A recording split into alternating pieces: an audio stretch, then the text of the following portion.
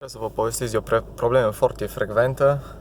Deci EGR-ul, de obicei spirala asta, alături de marturul motor eventual, de obicei EGR-ul, s-a dus EGR-ul, e infundată valva respectivă, costă undeva la 1500-2000 de lei, cu tot cu manoperă, cel puțin așa e la mecanicul meu.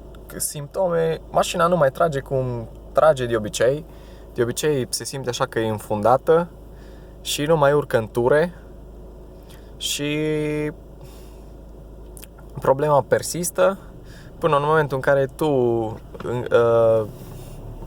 închizi mașina, dai o cheie și apoi trece, dar pentru o perioadă scurtă de timp. De obicei, cam ca să rezolvi problema asta, trebuie să dai un pic de șpan, trebuie să dai un pic de avânt. Cam cum se recomandă să iei cam 100 de km la oră timp de 5 minute, parcă așa am citit la un moment dat.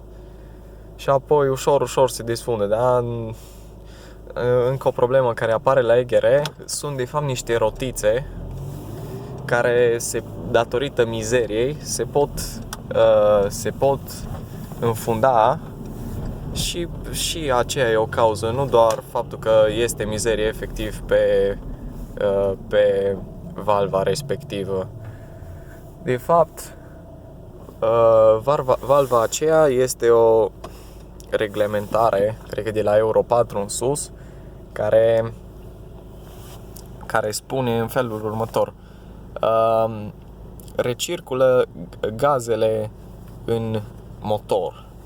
Mai multe despre subiectul ăsta, sunt extraordinar de multe linkuri, descrieri, nu doar pe forumurile Volkswagen, ci în general.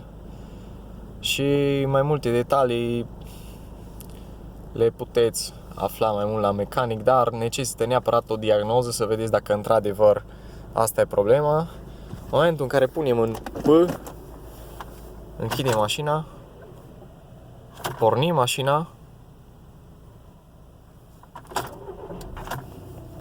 punem în D,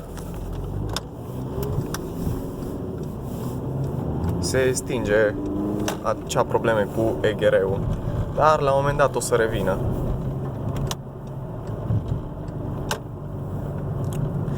Asta e problema în principal. Și după cum ați văzut înainte, nu știu dacă ați văzut acolo când era încă spirala respectivă aprinsă, mașina nu intra în ture. Efectiv, nu mai are putere, nu mai trage. De obicei, dacă e la deal cum e aici, clar o să ai probleme majore, mai ales dacă ai și persoane în mașină. Și cam asta ar fi despre EGR de vorbit. O să revin și cu alte videouri. Mulțumesc frumos și zi faină!